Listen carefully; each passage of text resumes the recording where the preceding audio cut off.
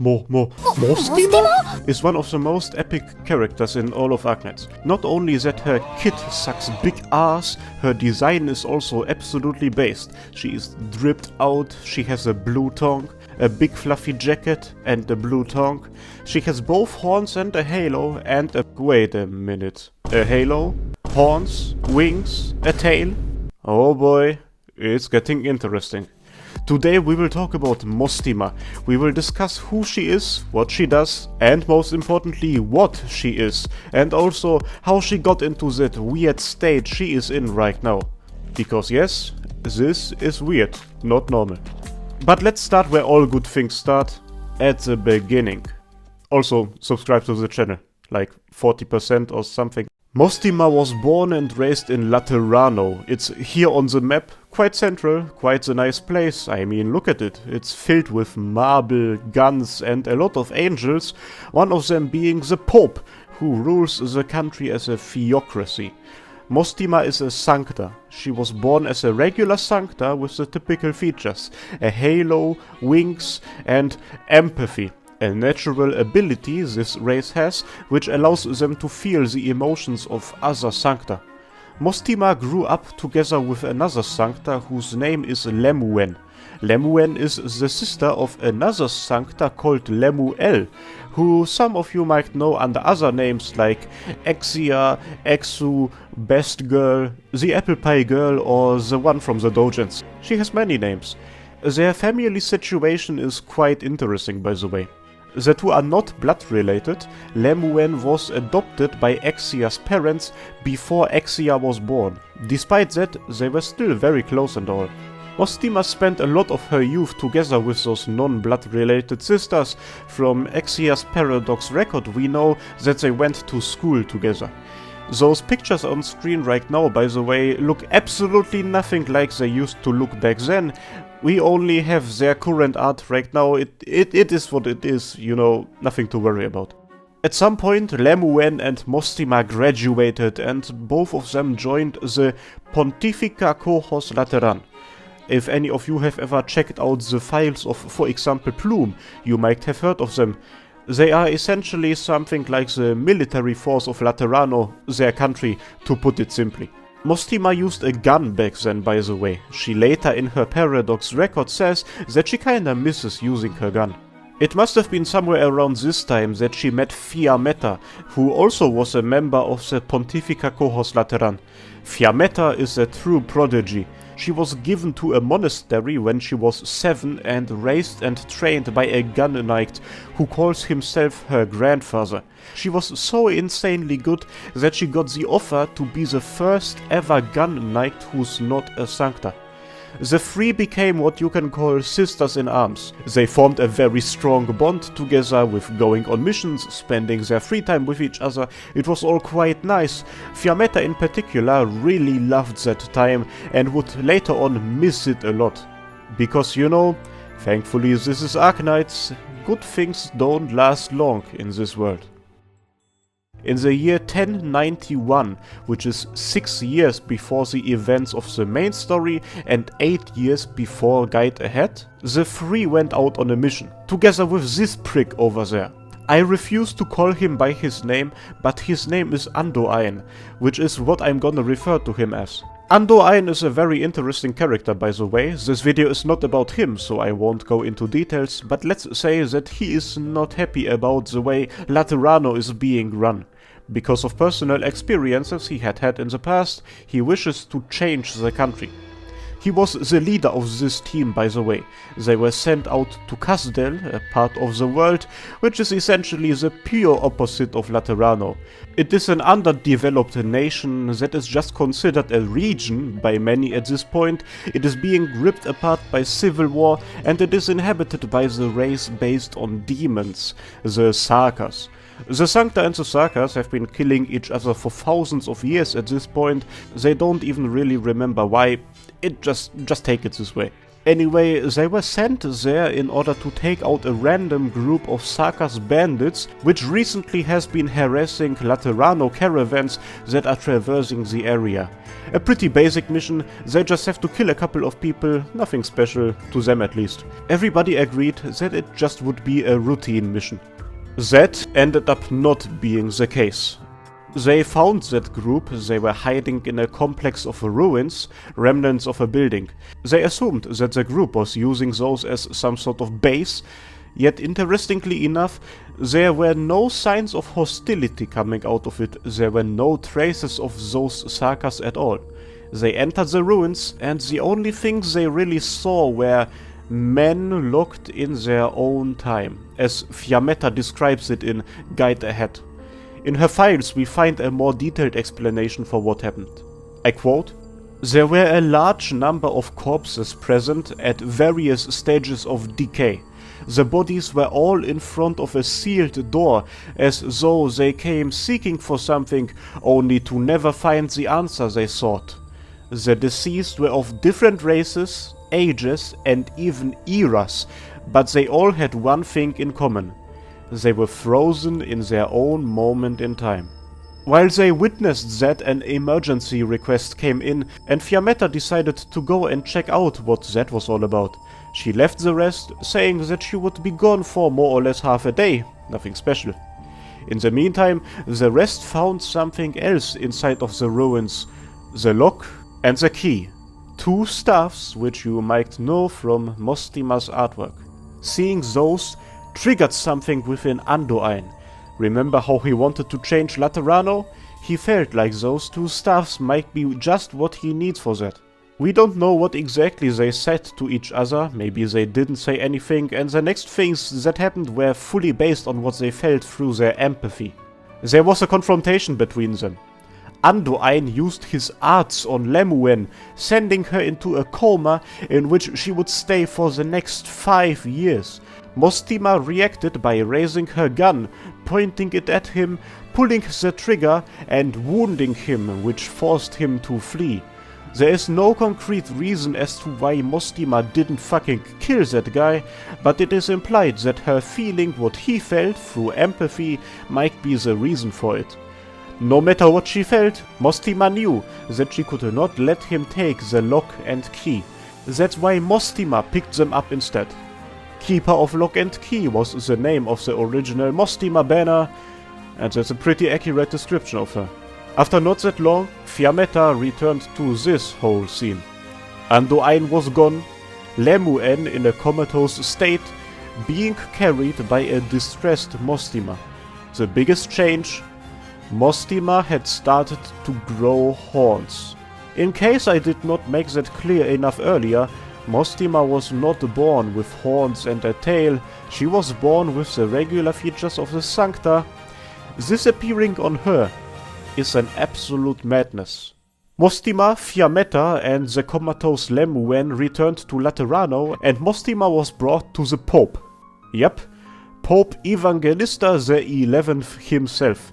Because you see, absolute madness is not my personal opinion on what happened to her, that's just how Laterano sees it. Mr. Pope man had to find a way to deal with her, because what happened to Mostima is that she had turned into what you call a fallen angel. A fallen angel is what you call a Sancta who is not really a Sancta anymore. On one hand, the physical features start to dim and break. On the other hand, natural abilities like the empathy we mentioned earlier also disappear. Essentially everything that makes a Sancta special just kind of starts to fade away.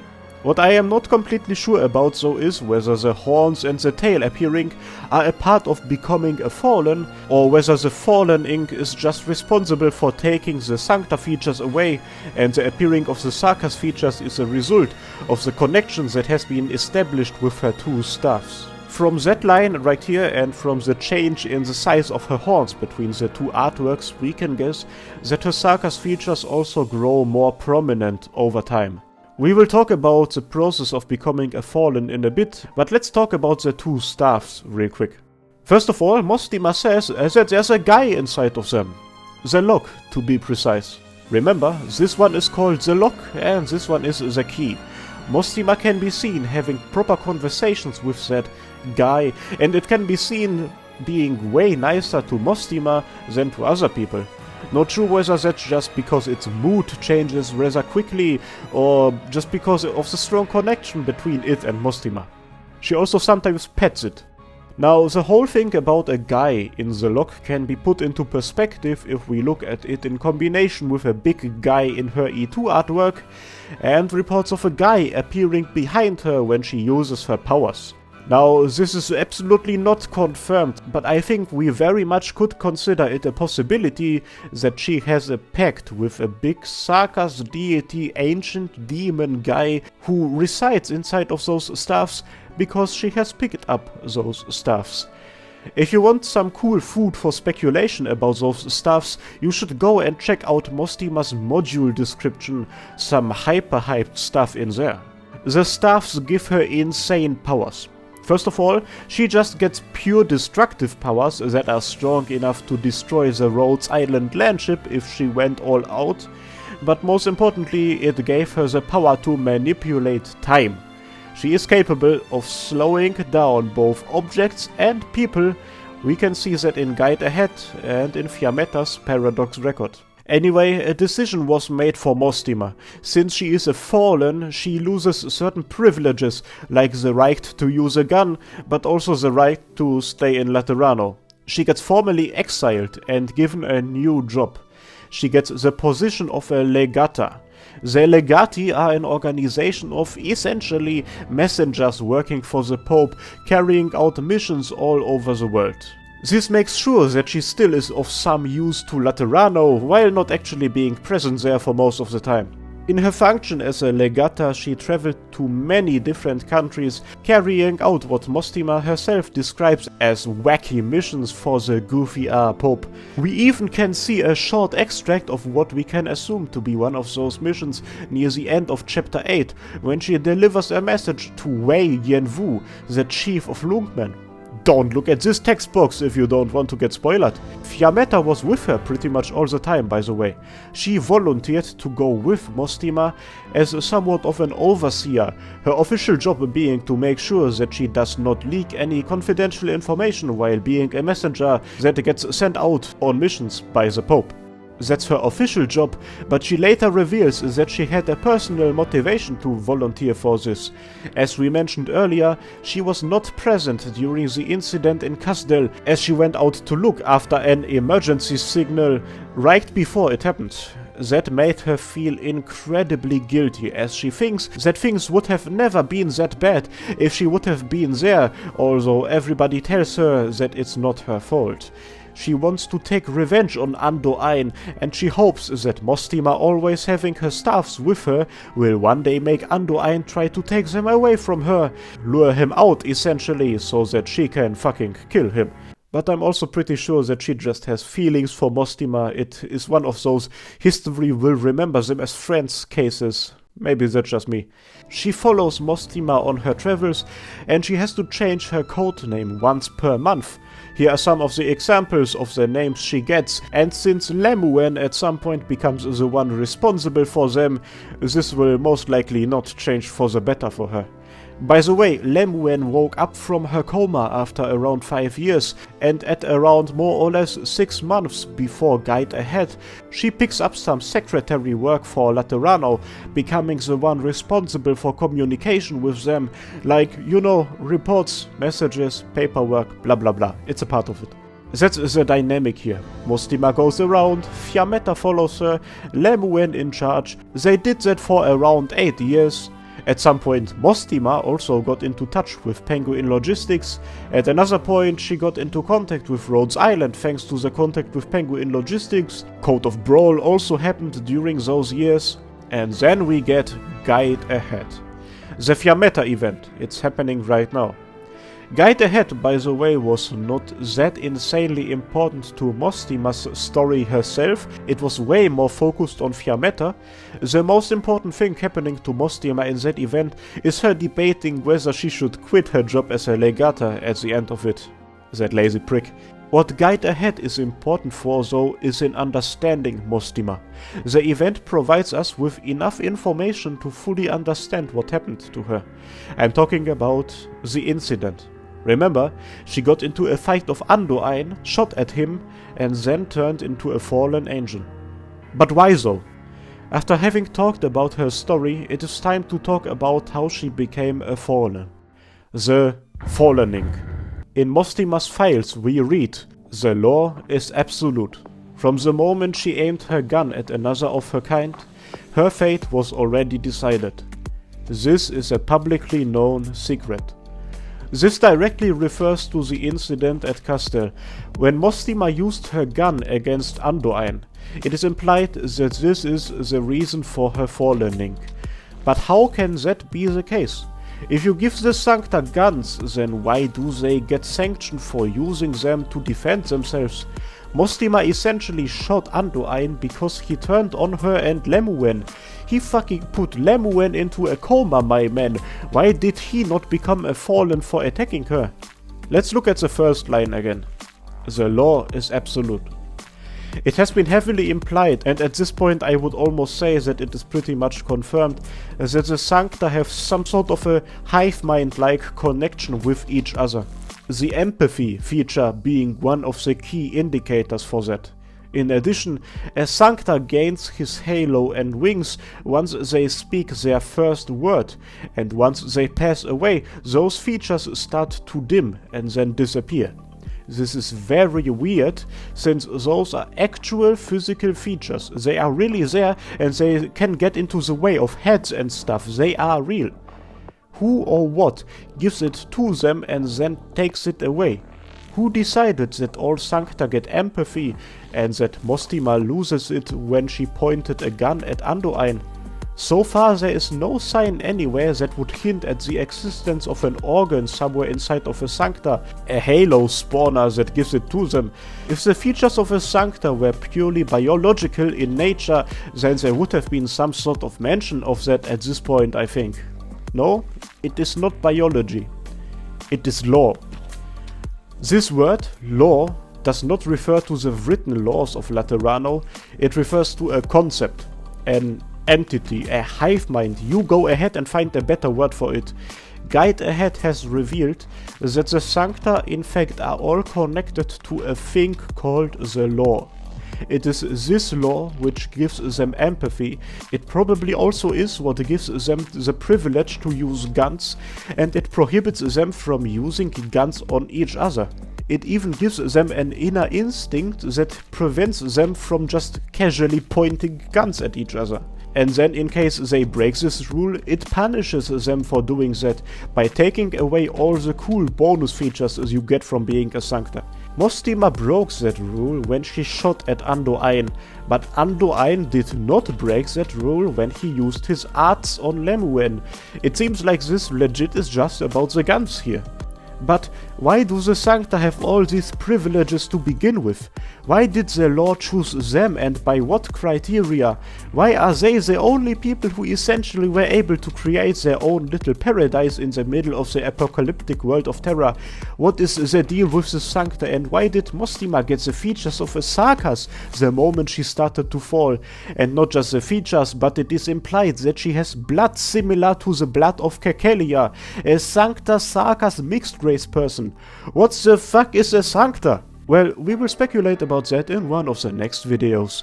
On one hand, because check out how long this video already is, I'm tired and I finally want to publish this. On the other hand, I don't want to miss out on the views from making another video on this topic. So, subscribe to see this and even more goofy Arknight stuff.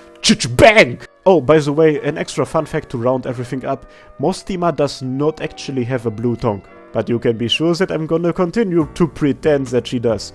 Or maybe it just turns blue when she uses her arts or something, whatever. And now comment who you think is going to win, Deji or Floyd Mayweather. And I'm gonna go ahead and thank my channel members. Special shout out to Ankoku, Ezreal, Carousel Ava, Chris, Daniel Henriquez, Demoboy125, Evin Heckler, Jimshot First, Longo, Neo, Salvessa, Vritten, and Zephyrinix. Thanks a lot for your support, guys, and to you thanks for watching, and I hope that I will see you next time. Don't destroy ya!